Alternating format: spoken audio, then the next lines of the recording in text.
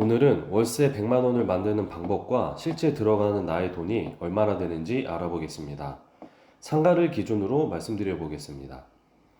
먼저 월세 100만 원을 받으려면 매매가 2억 2천 원 정도의 상가를 매수해야 합니다. 수익률 약 6%의 상가로 수도권 기준으로 열심히 노력하면 누구나 찾을 수 있습니다. 2억 2천이라고 해서 전액 현금을 넣어서 사는 사람은 거의 없습니다.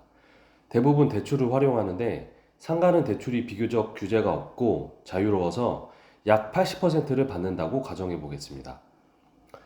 2억 2천의 80%면 1억 7,600만 원의 대출이 나오게 됩니다.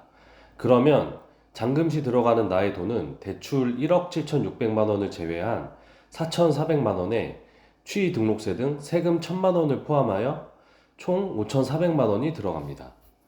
그리고 임차를 보증금 2천만 원에 월세 100만 원으로 맞추게 되면 2천만 원은 회수가 되고 최종적으로 들어가는 현금은 3,400만 원 정도가 되겠습니다.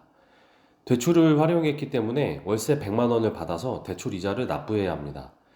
이율 4.5% 기준으로 월 이자는 약 66만 원이고 월세 100만 원을 받아서 이자 66만 원을 내고 나면 월 순수익은 약 34만 원이 됩니다. 그러면 월 순수익 100만 원을 만들기 위해서는 위와 같은 상가를 3개 매수하면 됩니다.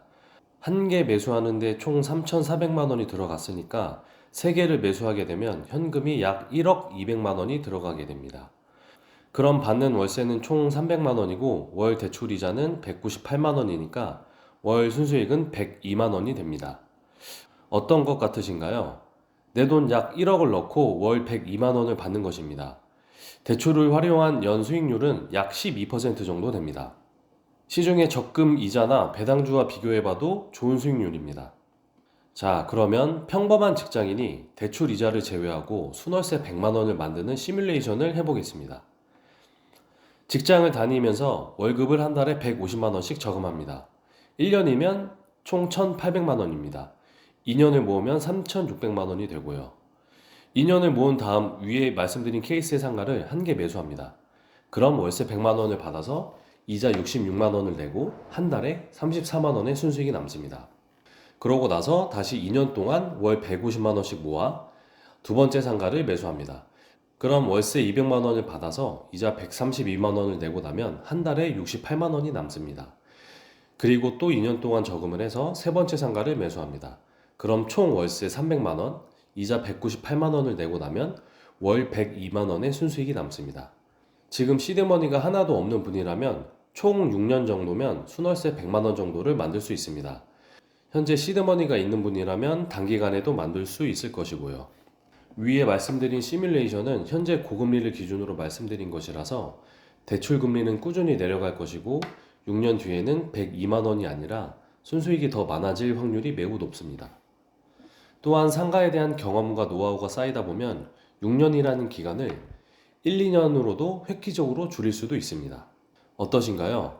6년이라는 시간이 너무 길게 느껴지시는 분들도 있겠지만 하나씩 하나씩 차근차근 해나가다 보면 어느덧 직장인인 내가 월세를 받는 건물주가 되어 있을 겁니다. 이 자본 수익은 근로소득과는 차원이 다른 소득입니다. 내가 노동하지 않아도 내 시간을 갈아넣지 않아도 안정적으로 들어오는 수익입니다. 내가 여행을 다니는 순간에도, 늦잠을 자는 순간에도, 취미활동을 하는 시간에도, 아파서 일을 하지 못하는 순간에도 정확하게 매달 통장에 들어옵니다. 상상만 해도 기분 좋지 않으신가요? 특별한 능력이 없어도, 현재 내가 가진 돈이 많이 없어도 꾸준하게 그리고 포기만 하지 않는다면 누구나 월세 받는 건물주가 될 수 있습니다. 회사에 다니면서 그냥 흘러가는 대로 사는 것이 아니라 목표를 세우고 그 목표를 이루기 위해서 한 걸음 한 걸음 꾸준히 성장해 나가시길 바라겠습니다.